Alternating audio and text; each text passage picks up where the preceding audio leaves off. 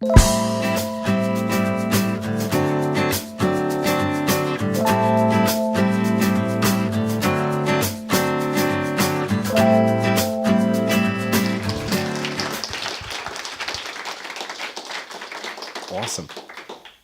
we go.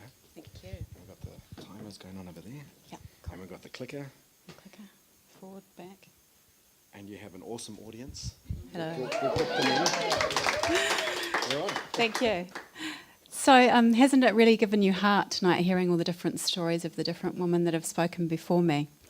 What I want to talk to you about last up for the evening is about climate change and about sustainability, which touches on a whole raft of issues that we've already dealt with this evening. So my business is called Green Business HQ. I set that up about 1.5 years, 2 years ago. But it's a continuation of over 20 years' work for me. My passion is helping businesses and organisations and communities to transform to be truly sustainable. And so what I do is I work with them to create a roadmap or a plan. And I often start with measurement, working out where they are at the moment and then creating a plan forward for them. So I'm bossy. I'm analytical. I do lots of research, but I also have a deep respect for those that are in business. And so I listen to where they're at, and then I help them create a plan forward to become more sustainable and give them the comfort and the support and the reassurance and the information and the facts that they need to do the right thing in their business. So what's got me really excited in the last few years is that we have these wonderful, sustainable development goals.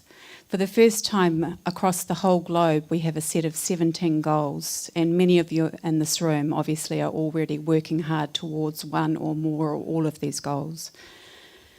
Zero poverty, zero hunger, fundamental rights to equity in life, but also the fundamental rights of nature and the right for nature to exist and thrive alongside us, not for us to bulldoze and to ruin nature. So this is about the social and the economic and the environmental all gaining an equal footing into our future. And because we've done such damage to our planet, that requires a massive shift. So what I really like about these goals is that no one gets left behind. No one doesn't count under these goals. Everyone, no matter where you are, who you are, what you stand for, what you do, what you've got, what you haven't got, you're all important. What I think is the most important and most urgent thing for us to deal with at the moment as a globe, as a population of humankind, is climate change. We've got 2 years to create the plans that are going to keep us below 2 degrees. We've got 20 years to get fossil fuel out of our economies globally. That means that you need more than just Carolyn Cox helping businesses around sustainability. We need to join the global movement of hundreds and thousands and probably by now millions of people that are already working towards this. If we don't do this, it's catastrophic. And it means that poverty, hunger, food scarcity, all of the things that we've been battling to move away from become incredibly impossible to get around. If we hit 4, 6, 8 degrees of warming, they're saying that's the end of civilization. Perhaps 1 billion people may be able to survive. And that's not the kind of world that I want my children to be a part of. So every day I get up and I fight to do the right thing, to help businesses, to help organisations on that pathway to a better world. And I'm sure most of you are doing something similar. This piece of artwork, and art's a great way of, conveying a message about sustainability and about poverty and about all the challenges that we face as a race. Shows a whole heap of businessmen standing around in their suits with their cell phones and their briefcases, waiting for climate change. And this is exactly what we can't afford to be at the moment. We cannot afford to be complacent. But a lot of these people who are running and leading businesses and are in politics at the moment have made their money in the old world under the fossil fuel economy. And the only right way to bring them with us is through a deep respect of where they're at and helping and enabling them to make that transition to low carbon as well. So though we may like to hate the fossil fuel industry, they too deserve an income, they too deserve a future. Think about the dairy industry at the moment in New Zealand. Think about those that are in the towns that are dependent on fossil fuels. We need to create positive futures for all of those people as well. So my inspiration, I'm a child of the 70s and the 80s, wearing clothes from back then, synthetic, I'm sorry. I grew up with a mum that was working. She was doing the 4x4 shift in a factory, 12 hours a day. I had a key pinned into my bag. Thanks to Kate Shepherd, women were able to vote and work and have careers. If it wasn't for her, I wouldn't have realised that I could go and study at university. Rosa Parks and many like her opened our eyes to the inequality between races across the world.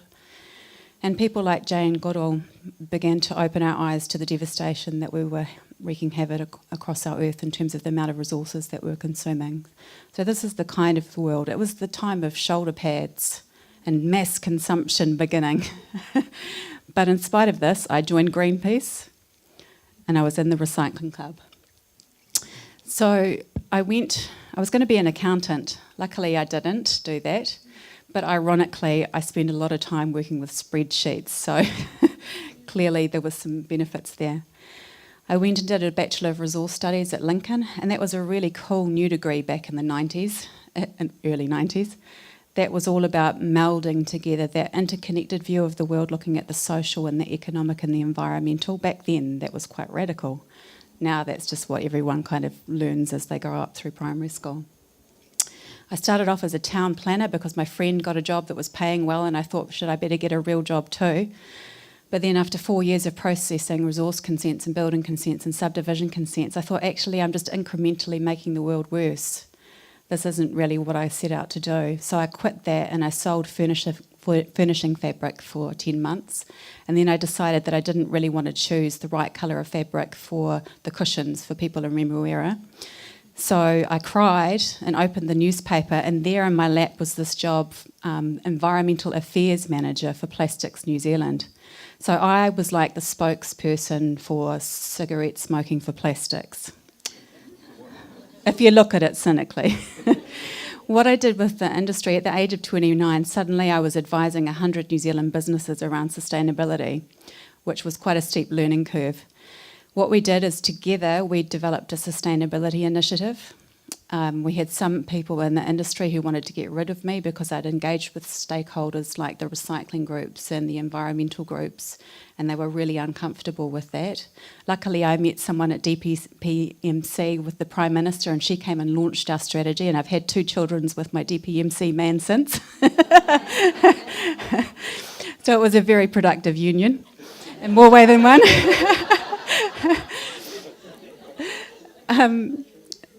And then we created a best practice program, which we got government funding for, and we bedded in sustainable design in terms of the plastics design diploma. So we created this whole movement that was very much driven by the industry. They were brave enough to set targets that I wasn't prepared to do. And that was the beginning of my career, helping business make a change. And I've moved through different businesses, and I've talked too long about all the other stuff, so I'll just tick through it. I'm passionate about creating kaitiaki, creating the environmental guardians, and Nicole and some of the ex-Unitec students I've had quite a lot to deal with over the years. So, my message for you is that change is coming quickly. It's coming fast. Every day I look online and I'm like, whoa, I'm not sure that I'm up to date with what's happening. Be a part of the change that's happening, but get rid of fossil fuels from your life as quickly as you can. At work, in your career, in your business, look at how you can eliminate fossil fuel. Look how you can eliminate it at home. Look at your diet. Think about what the carbon footprint of your diet is, plant-based, local, seasonal. My son told me that this was shocking, this slide. Buy products that last you a lifetime or 10 years, not 2 hours, is my message here. Get out of fossil fuel. Nick and I bought an electric bike. We've just done over 1,000 kilometres in our first 6 months. Hopefully over the next year we'll do a few more. Get rid of your fossil fuel car, or get a hop card, get an electric bike. If you have to have a car, get an electric one before long. Divest, get your money out of fossil fuel. Have up your bank if they got money. still with fossil fuel companies? Is your KiwiSaver investing in fossil fuel? Get your money out of that.